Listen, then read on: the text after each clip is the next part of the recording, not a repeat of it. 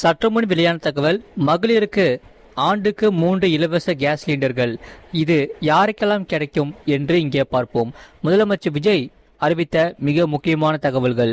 அதை பார்க்கறதுக்கு முன்னாடி நீங்க நம்ம சேனலை சப்ஸ்கிரைப் பண்ணாம இருந்தீங்கன்னா மறக்காம வீடியோக்கு ஒரு லைக் பண்ணிட்டு சேனலை சப்ஸ்கிரைப் பண்ணிட்டு வீடியோ ஸ்கிப் பண்ணாம முழுமையா பார்த்து தெரிஞ்சுக்கோங்க. அன்னபூரணி சூப்பர் 6 திட்டத்தின் கீழ் முதல் கட்டமாக பெண்களுக்கு ஆண்டுக்கு 3 இலவச சிலிண்டர்கள் வழங்கப்படும் என முதல்வர் விஜய் சட்டப்பேரவையில் அறிவித்துள்ளார். தமிழக சட்டசபை கூட்டத்தொடர் நடைபெற்று வருகிறது. விஜய் 110 விதியின் கீழ் சில திட்டங்களை அறிவித்து பேசியதாவது, 4 மாதங்களாக வளைகுடாவில் நிலவும் போர் சூழல் காரணமாக எரிவாயு சிலிண்டர் தட்டுப்பாடு ஏற்பட்டுள்ளது. இதனால் எரிவாயு சிலிண்டர் விலை உயர்ந்துள்ளது.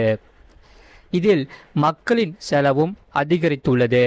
அதை கருத்தில் கொண்டு மக்களின் நிதி சுமையை குறைக்கும் வகையில் மக்கள் நலனை பாதுகாக்கவும் மக்களுக்கு அளித்த வாக்குறுதியை நிறைவேற்றவும் எரிவாயு சிலிண்டருக்கு செலவழிக்கப்படும் தொகையை வழங்க அரசு முடிவு செய்துள்ளது.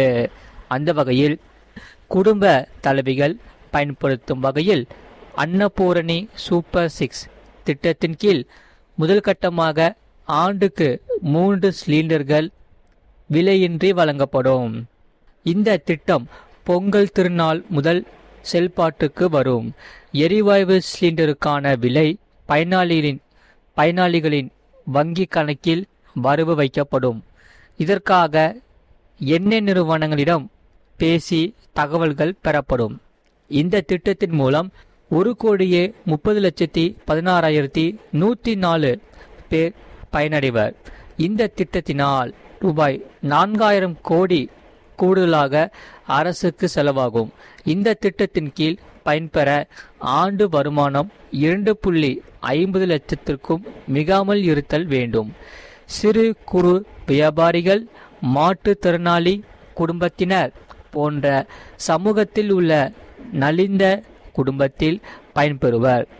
நிதி நெருக்கடியான சூழலில் கூட மக்களின் நிதி சுமையை குறைக்கும் வகையில் வாக்குறுதிகள் நிறைவேற்றப்படும். இவ்வாறு முதலமைச்சர் சி. ஜோசப் விஜய் அவர்கள் கூறினார். நீங்க மறக்காம வீடியோக்கு லைக் பண்ணிட்டு பாருங்க. தமிழக சட்டசபை தேர்தலில் போது குடும்பத்திற்கு 6 சிலிண்டர் இலவசமாக வழங்கப்படும் என தாவேகா வாக்குறுதியில் அறிவிக்கப்பட்டிருந்த நிலையில் முதல் கட்டமாக 3 சிலிண்டர்கள் விலையில்லாமல் வழங்கப்படும் என விஜய் அறிவித்திருப்பது குறிப்பிடத்தக்கது. இதுபோல் விஜய் மேலும் பேசுகையில், ஒரு மாநிலத்தின் முன்னேற்றம் என்பது பொருளாதார வளர்ச்சி மட்டுமல்ல, பெண் கல்வி, வேலைவாய்ப்பு, வணிகம், மருத்துவம், சமூக வாழ்வின் அனைத்து தளங்களிலும் சுதந்திரமாக பங்கேற்கும் வாய்ப்பாகவும் பார்க்கப்படுகிறது. மகளிரின் பயண சுதந்திரம் அவர்களின் பொருளாதாரம், குடும்பங்களின் முன்னேற்றத்திற்கும் அடித்தளமாக இருக்கிறது. அந்த வகையில் தற்போது செயலியில் உள்ள மகளிர் இலவச பயண திட்டத்தில் நகர பேருந்துகளில் 40 கிலோமீட்டருக்குள் பயணம் என்ற விதி உள்ளது. மற்ற வகையான பேருந்துகளில் இலவச பயண திட்டம் அனுமதிக்கப்படவில்லை. ஆகையால் தமிழ்நாட்டில் எந்த பகுதிகளிலும் வசிக்கும் மகளிர் போக்குவரத்தால் எந்த வாய்ப்பையும் இழக்கக்கூடாது என்ற சமூக நீதி சிந்தனையில் இந்த அரசு உறுதியாக உள்ளது. நீங்க சேனலை சப்ஸ்கிரைப் பண்ணிட்டு பாருங்க. இதனை கருத்தில் கொண்டுதான் மகளிர் கட்டணமில்லா பயண திட்டத்தை விரிவுபடுத்தும் வகையில் அக்டோபர் 2ஆம் தேதி மகாத்மா காந்தி பிறந்த நாளில் வெற்றி பயண திட்டம் செயல்படுத்த உள்ளது. மாநகரம், நகர் பகுதிகளில் இயங்கும் சாதாரண பேருந்துகள் மட்டுமின்றி எக்ஸ்பிரஸ், எல்எஸ்எஸ், டீலக்ஸ் பேருந்துகளில் மகளிர் கட்டணமில்லாமல் பயணம் மேற்கொள்ளலாம். மற்றும் மாவட்டங்களிடையே பயணம் மேற்கொள்ள புறநகர், மலைப்பகுதிகளில் சாதாரண கட்டண பேருந்துகளிலும் மகளிர் இலவச பயணம் மேற்கொள்ளலாம். நீங்க மறக்காம வீடியோக்கு லைக் பண்ணிட்டு பாருங்க. இதில் வருமான வரம்பு உள்ளிட்ட எந்த கட்டுப்பாடுகளும் இல்லை. இந்த திட்டம் பொறுத்தவரை இதர சேவைகளில் படிப்படியாக விரிவாக்கம் செய்யப்படும்.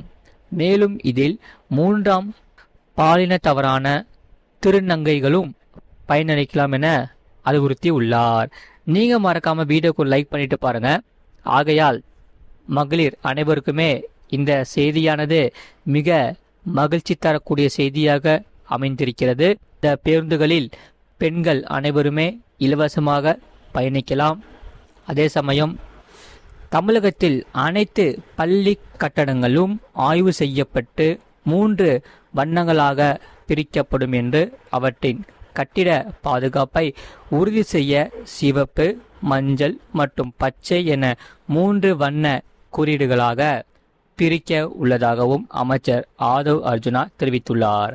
தமிழக சட்டசபையில் பள்ளி கல்வித்துறை மற்றும் உயர்கல்வித்துறை மானிய கோரிக்கை மீதான விவாதம் நடைபெற்றது.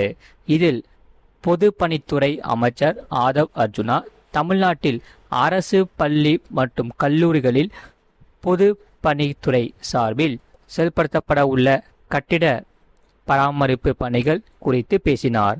அப்போது தமிழ்நாட்டில் தொகுதி வாரியாக புதிய அரசு கல்லூரிகளில் கட்ட வேண்டும் என நாம் பேசி வருகிறோம். ஆனால் தமிழ்நாட்டில் இதுவரை கட்டிட அரசு பள்ளி கல்லூரிகளில் கட்டிடங்கள் சரியில்லை என்று தெரிய வந்துள்ளது. இது மிகப்பெரிய பிரச்சனையாக உள்ளது. அந்த வகையில் பொதுப்பணித்துறை கடந்த 30 நாட்களாக ஒரு சென்ட்ரலைஸ் டேட்டாவை எடுத்து வருகிறோம். அதன்படி தமிழ்நாட்டில் 6279 உயர்நிலை மற்றும் மேல்நிலை பள்ளிகள் பொதுப்பணித்துறை சார்பில் சேகரிக்கப்பட்டுள்ளது. மேலும் 177 கலை கல்லூரிகள், 11 பொறியியல் கல்லூரிகள், 55 தொழில்நுட்ப கல்லூரிகள், 98 தொழில் பயிற்சி நிறுவனங்கள் என மொத்தமாக 6620 கல்வி நிறுவனங்களின் கட்டிடங்கள் சரியில்லை என கணக்கிடப்பட்டுள்ளது. தமிழ்நாட்டில் பெண்கள் படிக்கும் நிறைய பள்ளிகளில் கழிப்பறை கிடையாது. குடிநீர் தொட்டிகள் முறையாக பராமரிக்கப்படவில்லை. பேப்பர் லெவலில் மட்டுமே பள்ளிகளில் கழிப்பிடங்கள் பராமரிக்கப்படுகிறது. அரசு கல்லூரிகளில் பராமரிப்பு பிரச்சினை மிகப்பெரிய அளவில் உள்ளது. சென்ட்ரலைஸ் டேட்டாவை சேகரிக்கும் பணி 40% தான் முடிவடைந்துள்ளது.